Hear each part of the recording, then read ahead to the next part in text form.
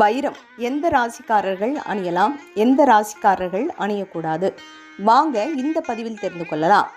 நகை அணியக்கூடிய ஒவ்வொருவருக்கும் வைரம் அணிய வேண்டும் என்ற ஆசை இருக்கும். எல்லோரும் வைரம் அணியலாமா என்றால், ஜாதகத்தில் சுக்கிரன் மீன ராசியில் உச்சம் பெற்றிருந்தால் யார் வேண்டுமென்றாலும் அணியலாம்.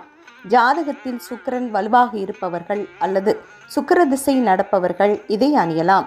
இருப்பினும் உங்கள் ஜாதகத்தை பார்த்த பிறகு வைரம் அணிய விரும்புவர் அணிந்து கொள்வது நல்லது. வைரம் அணிய ஏற்ற ராசிகள் ரிஷபம், துலா, மிதுனம், கன்னி, மகரம், கும்பம் ஆகும்.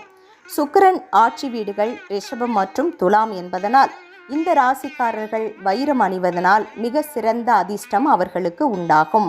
மிதுனம் மற்றும் கன்னி இந்த ராசிகள் புதனின் வீடுகள் என்பதால் சுக்கிரனுடன் நட்பு காரணமாக இந்த ராசிக்காரர்கள் வைரம் அணிவது சிறந்தது.